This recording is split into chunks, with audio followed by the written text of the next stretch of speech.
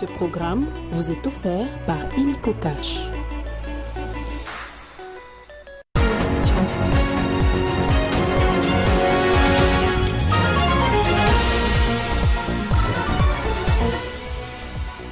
Félix Tshisekedi assiste ce mardi à l'investiture de John Dramani Mahama à Accra, élu le 7 décembre dernier.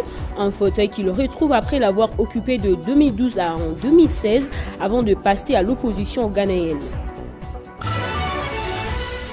La peine de mort, ce sujet continue de faire jaser. Le ministre de la Justice, Constant Mutamba, lors d'un briefing, soulignait qu'avec cette initiative, le taux de criminalité à Kinshasa a sensiblement baissé. 10 ans après, Charlie Hebdo publie un numéro spécial conçu par des lycéens. Les cérémonies seront comme chaque année marquées par la sobriété conformément aux souhaits des familles. Madame, Messieurs, merci de choisir Télé 50 pour vous informer. Le président de la République, Félix Tshisekedi, accompagné de la première dame, Denise Nyakeru, a atterri lundi soir à Accra, au Ghana. Leur déplacement marque leur participation à la cérémonie d'investiture du nouveau président ghanéen, John Dramani Mahama, prévue ce mardi à la place de l'Indépendance. On va suivre un reportage de la presse présidentielle. Les Ghanéens s'apprêtent à vivre ce mardi une cérémonie d'alternance à la tête du pays, un événement devenu normal et régulier depuis plusieurs années. La place de l'Indépendance, au cœur de la capitale Accra, est parée aux couleurs nationales pour célébrer la maturité démocratique de ce tout premier pays indépendant de l'Afrique noire. Une dizaine d'autres chefs d'État africains sont attendus à cet événement qui consacre la démocratie et l'unité africaine. Accompagné de la distinguée première dame Denise Nyakeru, le président de la République, Félix-Antoine Tshisekedi Tshilombo, est arrivé ce lundi soir à Accra, au Ghana, pour participer à l'investiture de son homologue John Dramani Mahama, nouvellement élu président de la République au terme du scrutin présidentiel du 6 décembre dernier. Déclaré vainqueur et félicité par son challenger, le président John Dramani Mahama retrouve les fauteuils présidentiels qu'il avait déjà occupés de 2012 à 2016 avant de passer à l'opposition. John Dramani Mahama entretient des relations personnelles approfondies avec le président Félix-Antoine Tshisekedi Tshilombo. Au mois de novembre 2024, le nouveau président du Ghana s'était rendu à Kinshasa pour participer à la 10e édition du Forum économique Makutano. Le 30 décembre dernier, le président Dramani avait effectué une autre visite éclair à Kinshasa pour remettre personnellement son invitation à son homologue frère Félix-Antoine Tshisekedi Tshilombo.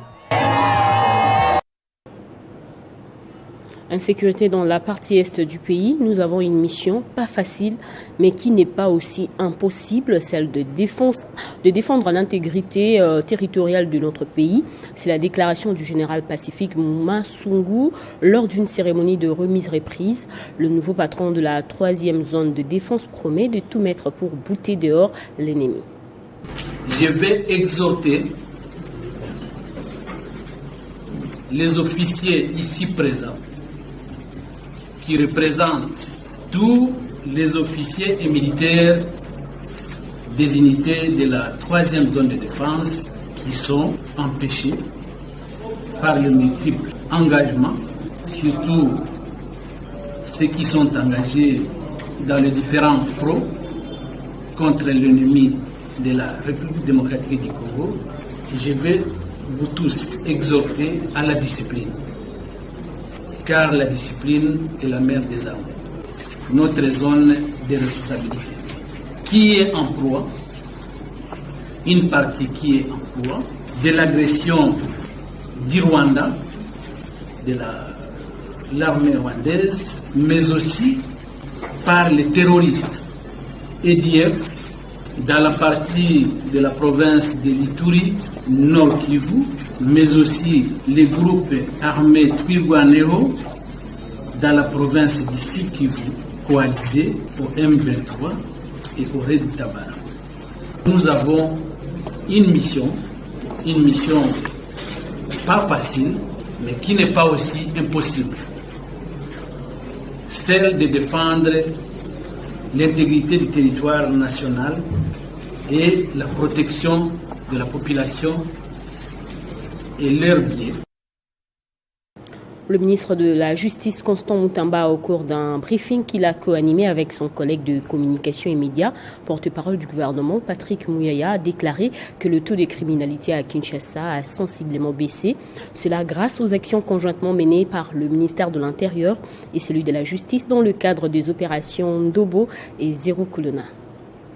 Et tout est une avancée sur la levée du moratoire. Mais écoutez, nous ne devrions pas tout mimer de l'Occident.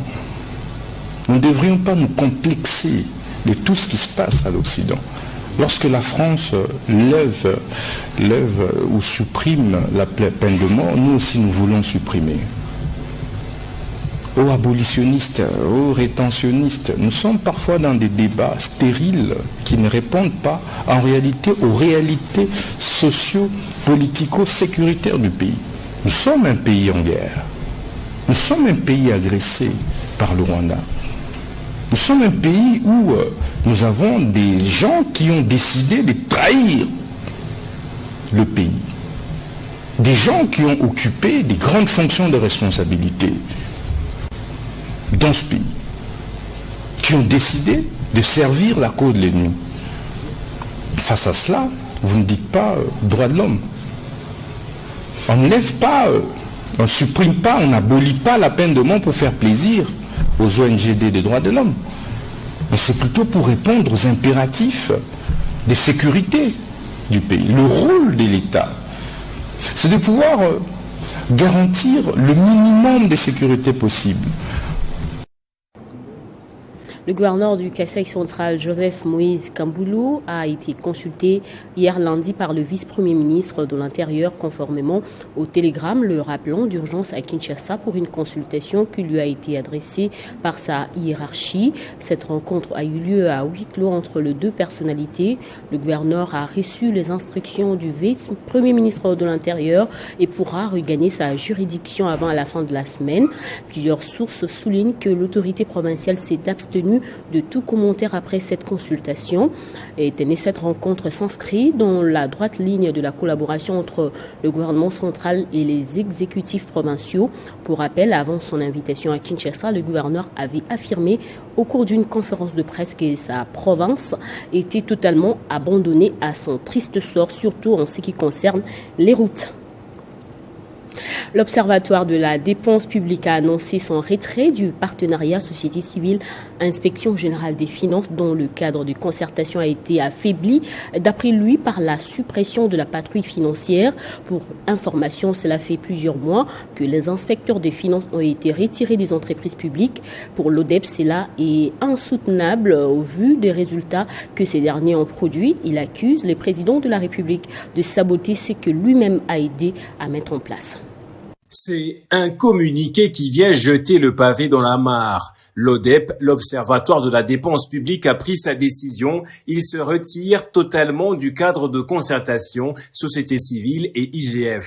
En cause, la suspension de la patrouille financière au sein des entreprises publiques, une suspension dont les médias ont peu parlé, pourtant en vigueur depuis fin 2023. Les gendarmes de la finance publique, ceux-mêmes qui ont permis au pays de passer de 4 milliards de mobilisation de recettes à plus de 9 milliards, ne sont plus dans les entreprises de l'État et ce, au grand bonheur de prédateurs financiers. Une chose que ne veut plus soutenir l'ODEP. L'organisation a également dénoncé dans son communiqué la création d'un département d'intelligence économique et financière au sein de l'ANER qui regorge, d'après elle, des personnes peu expérimentées dans le domaine des finances publiques. Pour elle, il s'agit d'un dédoublement de l'IGF qui risque de porter un coup sérieux à l'efficacité du système de contrôle national. Le budget alloué à son fonctionnement prive en effet les institutions essentielles de contrôle des ressources nécessaires pour renforcer la gouvernance budgétaire du pays, dit les communiqués. Dans ce contexte, soutenir aujourd'hui le partenariat IGF-Société civile revient à soutenir une IGF gravement affaiblie et sabotée, précise l'ODEP. Pour cela, l'organisation de la société civile recommande au chef de l'État de réhabiliter la patrouille financière, de fermer le nouveau département au sein de l'ANER et de mettre fin aux initiatives qui risquent davantage de détruire la paix. En international, en France, précisément à l'occasion du 10e anniversaire des attentats du 7 janvier 2015, la rédaction de Charlie Hebdo publie un numéro spécial lycéen entièrement réalisé par 200 élèves issus de 14 établissements de la région Grand Est, épaulés par des journalistes de la rédaction de Charlie Hebdo et des dessinateurs de presse locaux.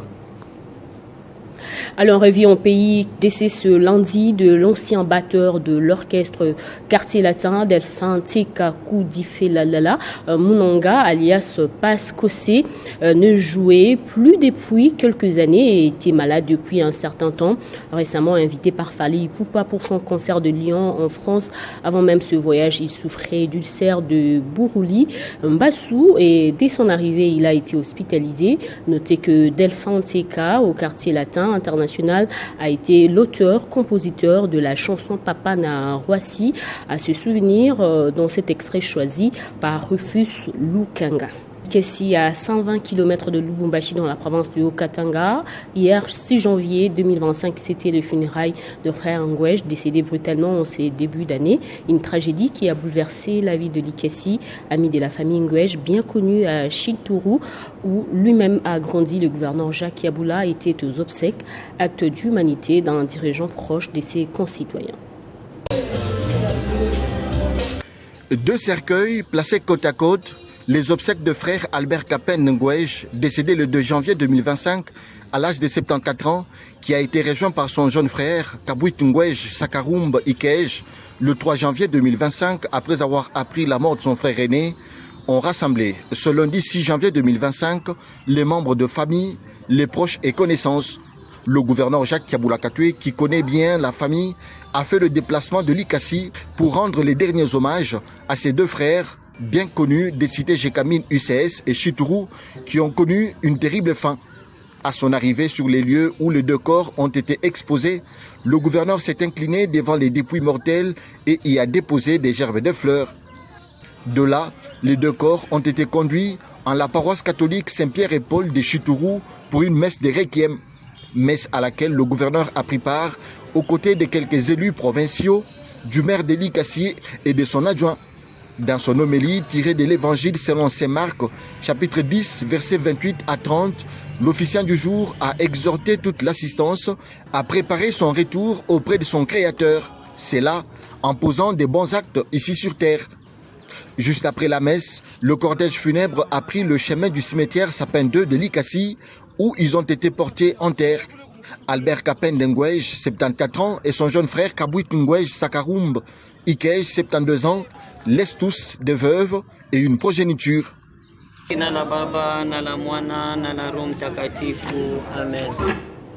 Place au rappel des titres. Félix Tshisekedi assiste ce mardi à l'investiture de John Dramani Mahama à Accra, élu en décembre dernier, un fauteuil qu'il retrouve après l'avoir occupé de 2012 en 2016 avant de passer à l'opposition ghanéenne. L'exécution de la peine de mort, ce sujet continue de faire jaser. Le ministre de la Justice, Constant Moutamba, lors d'un briefing, soulignait qu'avec cette initiative, le taux de criminalité à Kinshasa a sensiblement baissé. 10 ans après, Charlie Hebdo publie un numéro spécial conçu par des lycéens. Les cérémonies seront, comme chaque année, marquées par la sobriété, conformément aux souhaits des familles. Restez avec nous, la revue de presse est dans un instant.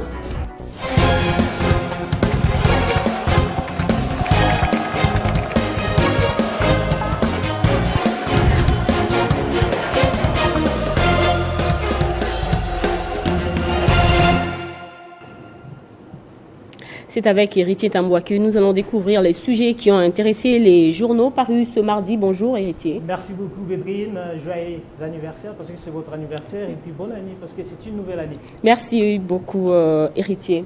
Et on ouvre cette revue de presse avec ce sujet, exécution des Koulouna.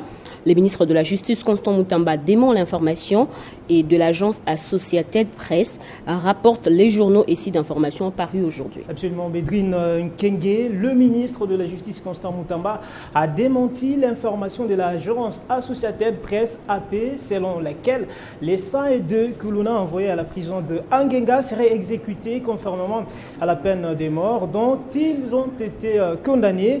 En effet, Média Congo écrit en sa une exécution de 102 Kuluna envoyés à Angenga. Constant Moutamba dément. Ce média fait savoir que le ministre d'État, ministre de la Justice et garde des Sceaux, Constant Moutamba, a expliqué clairement hier lundi devant la presse que les lois congolaises prévoient la peine de mort et les mécanismes de son exécution. Le gouvernement congolais met en garde les parents de présumés Kuluna, renseigne pour sa part Radio Okapi, qui précise que c'est une mise en garde du ministre de la Justice lors du briefing de presse qu'il a co-animé avec son collègue de la communication et médias, Patrick Mouyeya. Il a assuré, ajoute le média, que le gouvernement de la République déploie suffisamment de moyens pour encadrer des jeunes malgré les manipulations et infiltrations de ces gangs urbains.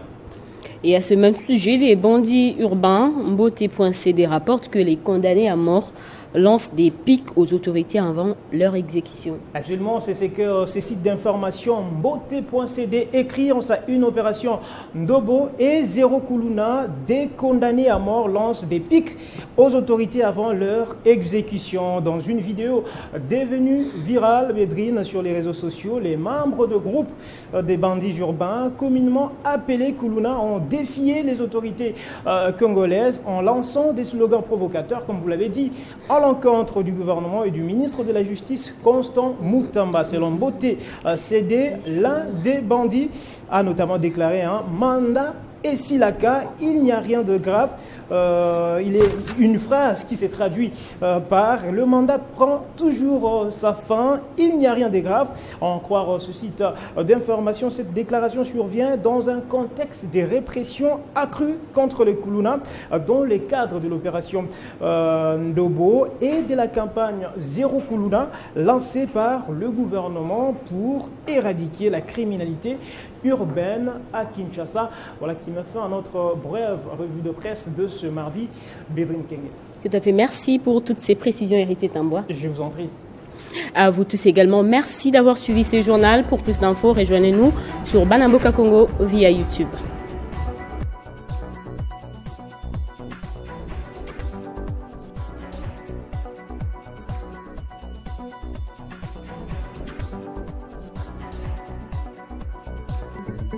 Retrouvez toute l'actualité en continu sur www.tele50.cd. Ce programme vous a été offert par Illico Cash.